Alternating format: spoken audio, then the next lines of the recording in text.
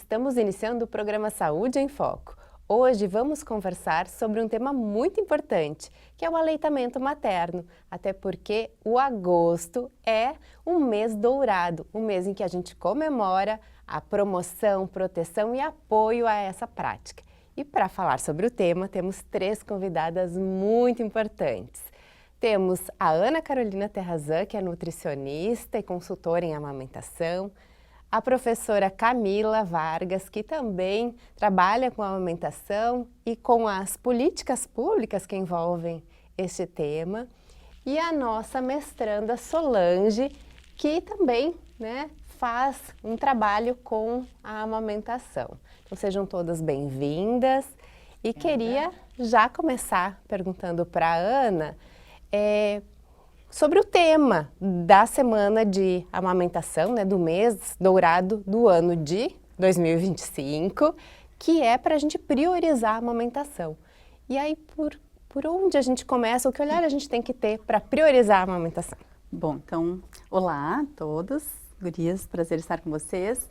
Priorizar a amamentação, a gente pode ter um olhar mais integral e, ao mesmo tempo, cada um olhando para a sua esfera, de atenção à saúde materno-infantil. Vamos dar um exemplo, eu que atendo no consultório e que atendo nas casas das famílias. A prioridade vai ser estabelecer a amamentação factível, para cada uma das famílias, levando em consideração o cenário em que eles estão. E eu entendo que cada um dos profissionais pode exatamente entender o seu cenário, entender a forma de estar com a família para estabelecer a amamentação da melhor forma possível, de fato. Então, priorizar que estabeleça. Como as coisas vão evoluir e quanto tempo de amamentação a família vai conseguir seguir, aí a gente vai acompanhando. E aí esse é outro ponto, acompanhar, não simplesmente fazer uma orientação. Manter as orientações como forma de acompanhamento e segmento das famílias, e a gente consegue priorizar. Então, Solange, a Ana estava falando de fazer esse acompanhamento das famílias.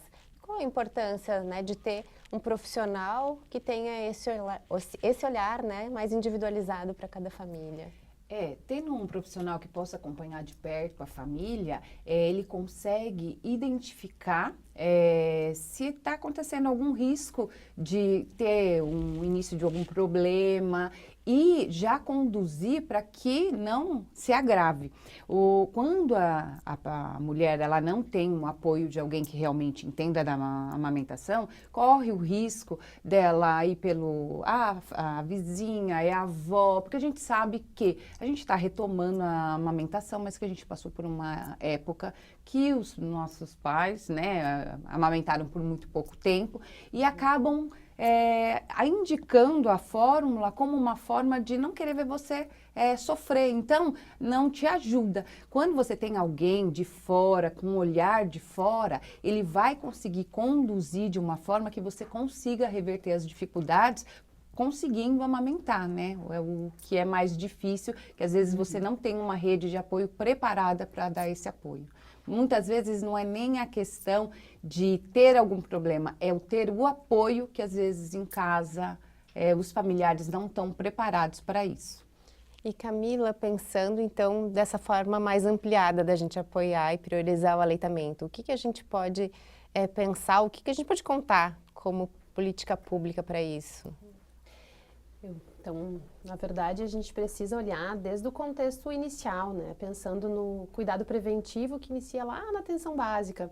Então, o acompanhamento pré-natal, trazer, sensibilizando essas famílias desde o início, mas trabalhando muito com os profissionais da rede. Acho que o que a gente conversa muito entre profissionais é essa articulação entre os profissionais, mas dentro de um contexto mais amplo de saúde pública, a gente tem que falar da articulação da rede de atenção à saúde. Então, muitas vezes a gente precisa atender aquela família na unidade de saúde, mas precisa articular com um serviço especializado para uma demanda de algo muito específica para o sucesso do aleitamento de fato acontecer. Então, acho que a maior dificuldade dessa linha de cuidado é o grande desafio assim, que eu vejo hoje para o sucesso do aleitamento. Camila, tu também tem uma vivência em consultório particular, E o que tu consegue enxergar que esteja mais organizado nessa articulação ou quais as lacunas que ainda precisam ser feitas comparando o público do privado? Eu acho que no serviço privado, as pessoas buscam um pouco mais precocemente o auxílio, eu tenho mais preventivamente, já busca as informações antes, e no público a sensação que às vezes eu tenho é que as pessoas já chegam embaixo da tempestade, assim, com os problemas já instalados muitas vezes. Então, trabalhar essa base prévia, acho que ainda é a nossa principal falha. Então, trabalhar mais a qualificação dos profissionais da rede para atender essa demanda. E Ana, em algum momento a gente estava conversando, né, e você trouxeste a questão de começar a consultoria da amamentação ainda no pré-natal, como, né, a gente prevê isso, né, quem olha a caderneta de saúde da gestante, né, que é gratuita, já tem, né, uma parte de amamentação ali, mas para o público mais individualizado, como é que tu trabalha essa questão, né, do aconselhamento, de aleitamento antes que ele aconteça? Bom, então, na verdade, é um trabalho de formiguinha, né? Como tudo dentro da amamentação e na saúde materna e infantil. Mas no momento em que a gente consegue, durante o pré-natal, mostrar para as famílias que a amamentação realmente precisa ser informada, né? Eles precisam ser capacitados. Assim como a gente precisa capacitar cada vez mais os profissionais, as famílias também precisam ser capacitadas. Porque quando eles entendem como pode funcionar, quando não está funcionando de uma forma tão interessante, eles sabem que precisa buscar ajuda. E aí não deixa chegar naquele momento em que está tudo já realmente uma tempestade, um furacão, quase não conseguindo estabelecer. Né? Eles sabem que antes de chegar nesse ponto já precisa ter uma ajuda, muitas vezes ajuda especializada. A gente sempre conta, né, na verdade, com o apoio da família e ter uma rede de apoio mais próxima, mas de fato ter uma ajuda especializada faz a diferença para que eles consigam se organizar. E aí, a partir do momento que as coisas estão mais equilibradas, a rede de apoio da família, amigos, enfim, pode ser muito importante para fazer a manutenção. Então, na gestação, entendo que é prevenir capacitando. Acho que é a melhor estratégia. E aí, quando chegou lá nessa parte do mau tempo, meninas, o que a gente faz? Ana, começa aí falando o que faz no mau tempo. A gente acolhe. O primeiro ponto é acolhe, entende qual é a demanda real, né, do momento, antes de falar de quais são os problemas ou quais são as questões que precisam ser melhoradas, porque se está ruim, a família já sabe que está ruim. Então, não adianta a gente chegar falando, olha, sei lá, precisa melhorar a pega, precisa mudar a posição. Eles sabem que alguma coisa precisa mudar. A questão é a gente entender qual foi o cenário que desencadeou o problema. Né? E aí, claro, acolher as dificuldades, os anseios, porque, enfim, né, estar com um bebê recém-nascido em casa e você não saber, ou alguma coisa não estar tão interessante, é, assim, um pulo para a ansiedade, né, que já está ali, principalmente para as mães que estão com os hormônios, literalmente, né, à flor da pele. Então, primeiro acolhe, entende a demanda e aí, claro, do ponto de vista técnico, vai buscar a causa para conseguir ajustar, né, e minimizar as dificuldades ou tratar o que for tratável, digamos assim, né, de problema. Aí depois a gente vai acompanhando. Camila, alguma questão assim que tu acha que além do que a Ana falou assim na tua prática, que possa fazer durante o furacão? Eu acho que o acolhimento é fundamental, né? E quando a gente pensa na política de humanização, né, esse olhar, esse respeito, eu acho, pela família, pelo contexto, porque entender a realidade social muitas vezes é muito difícil também daquela família. E me veio ouvindo aqui uma história de uma paciente que eu estava acompanhando na unidade de saúde com colegas, né, tinha alunos da medicina, alunos da nutrição, a enfermagem, e a paciente com o bebê muito pequeno dizia que estava tudo bem, né, estava tudo bem. E aí, em algum momento, o bebê chorou e eu digo, amamenta, né? A gente já segue conversando e avalia, ela ficou um pouco constrangida, eu pedi para alguns alunos saírem da sala, então, tentando ter essa empatia pelo momento que a mãe estava vivendo. E ela estava com a mama totalmente fissurada, muito machucada, e ela verbalizou e disse, mas é assim, a minha mãe disse que dói, que machuca, então eu falei para vocês que estava tudo bem. Então, é isso, né? E aí acolhemos ela, né? Tentamos reavaliar tudo e trabalhar os problemas, mas que, na verdade, ela nem sabia que estavam ali. Então, esse me chamou muito a atenção. Eu trabalhei muito com os alunos nesse sentido, que muitas vezes olhar aquela mãe amamentando, respeitar aquele momento e só acolher, né? Vai fazer toda a diferença. E claro que depois a gente fez um trabalho ali com ela para estabelecer uma amamentação sem dor, sem melhorar essa fissura, enfim. E isso é muito recorrente, né? Os mitos da amamentação e o que vem sendo passado de geração a geração. Então, doer, faz parte. E aí, Solange, como é que a gente trabalha essa questão dos mitos? Eu gostei do que ela falou, da questão, você vê, pra mãe, não, vai calejar. Você vai ver, no começo dói, mas quando calejar passa. E aquilo fica como natural para ela. Então, sempre que eu ia atender, que eu também faço acompanhamento pré-natal, então eu sempre falava assim, quem vai ficar com você em casa? Ela vai, minha mãe vai ficar um tempo aqui. Ela não quer participar da aula com a gente? Então, eu conversava, porque às vezes o que era normal na cabeça de alguém com mais idade, hoje em dia, com todo aquele jeitinho, a gente fala, não, o leite não vira água depois, ele continua alimentando.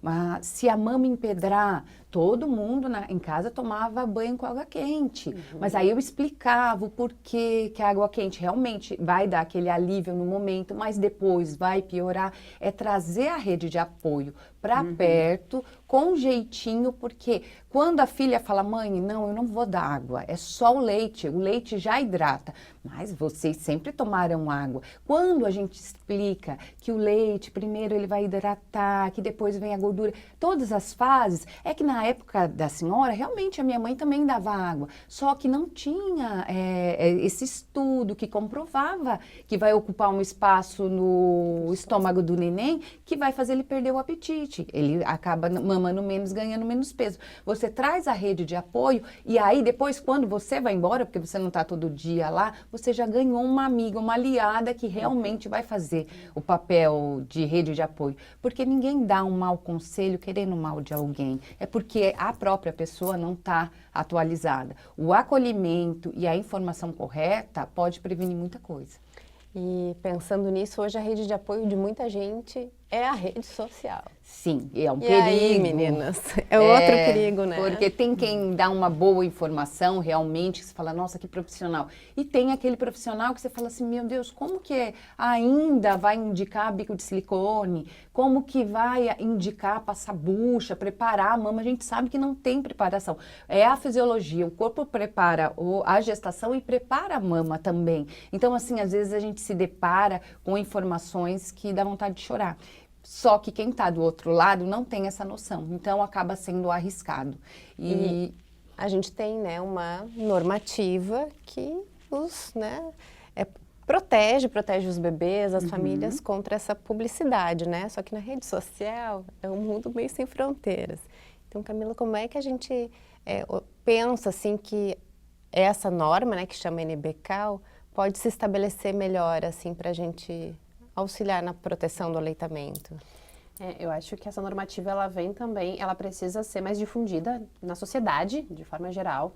Então, corriqueiro, me chama muito a atenção, imagino que para vocês também, num chá de bebê, e a lembrança ser uma chupetinha, uma mamadeirinha com algo. Então, tudo alusivo a algo que vai ser utilizado pelo bebê posterior, né? Então, o kit da maternidade cultura, já vai ter, muitas vezes, na bolsa da maternidade, a chupeta e a mamadeira estão ali.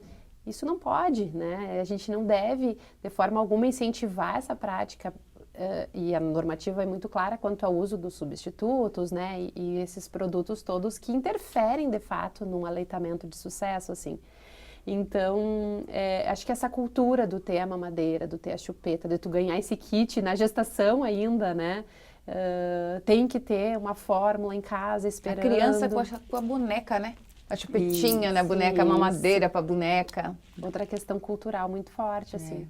Então, acho que é uma luta que a gente precisa batalhar, né? E tentar fazer valer a normativa, difundir isso mais na sociedade, no meio acadêmico, mas para toda a comunidade, assim. Não, e é tão difícil que, inclusive, né, no meio acadêmico a gente ainda tem dificuldade, porque se pensa, né, que a chupeta protege contra a morte súbita, ou acalma muito o bebê, né? Então, eu até entendo que cada família vai fazer suas escolhas, mas ela tem que estar respaldada Exato. do conhecimento.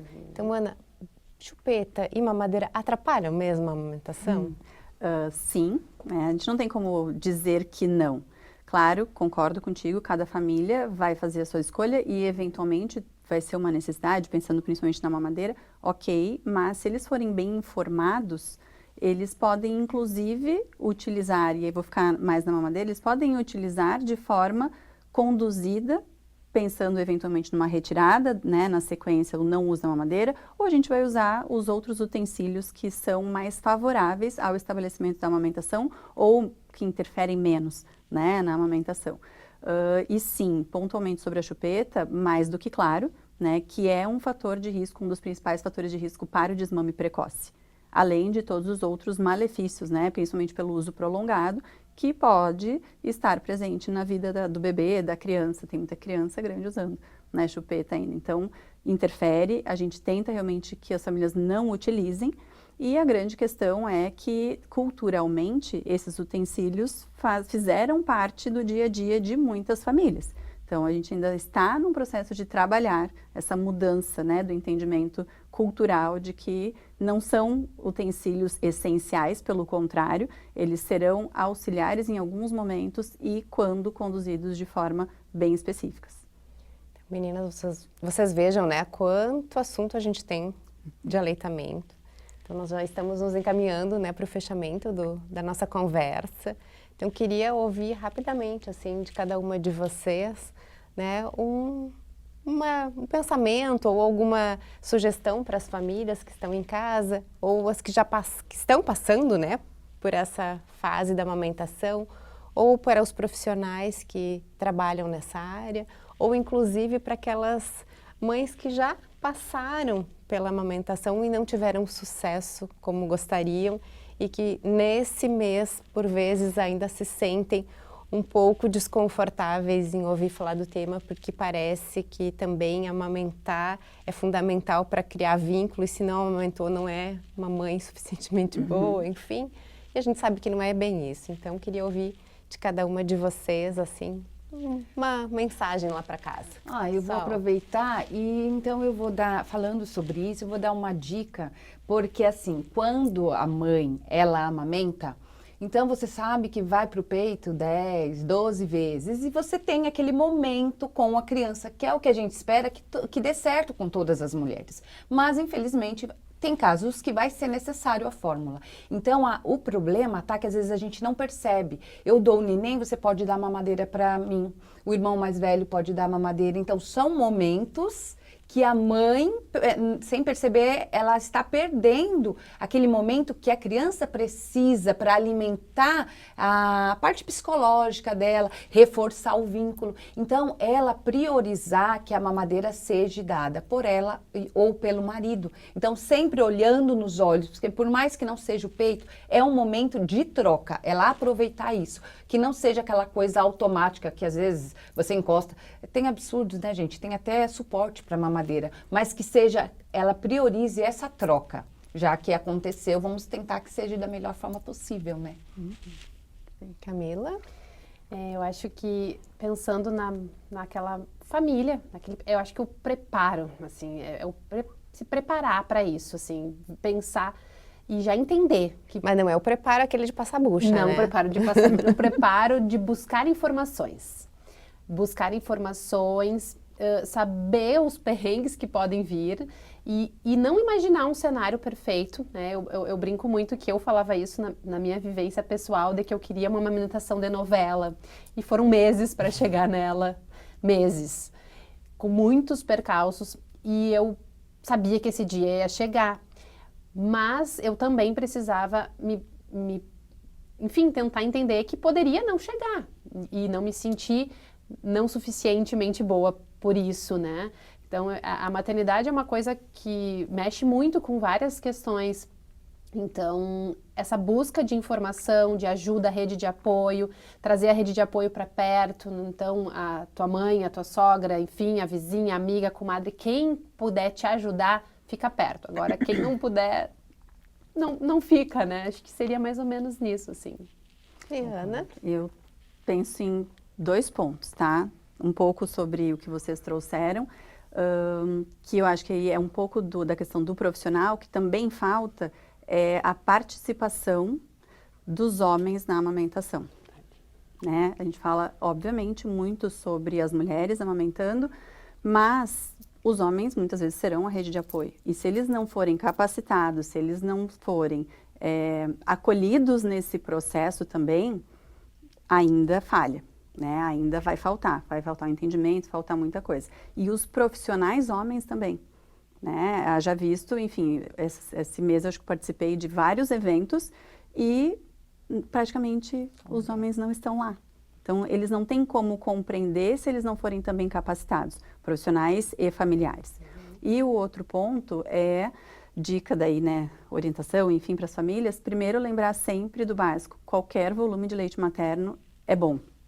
Então, não se sintam mais, menos, enfim, pelo volume de leite materno. É bom para o bebê e vai ser bom, até enquanto estiver bom para a mãe, vai ser bom para o bebê também. E lembrar que a gente pode desvincular a amamentação do ato de amar o filho ou a filha. Né? A amamentação é uma parte do vínculo, a amamentação com certeza é uma super doação, mas amar o filho, amar o bebê vai ser construído independente do bebê estar amamentando e do quanto o bebê mama. Acho que é isso. Muito obrigada, né, pela contribuição de cada uma de vocês. A gente espera com essas informações, né, e com tantas outras que a gente possa colaborar cada vez mais para que a gente tenha, né, uns percentuais de aleitamento cada vez melhores no nosso país, que as crianças sejam mais saudáveis, cresçam mais saudáveis e tenhamos adultos mais saudáveis também. Então, muito obrigada, foi um prazer. E Saúde em Foco termina por aqui. Nos encontramos no próximo programa. Até!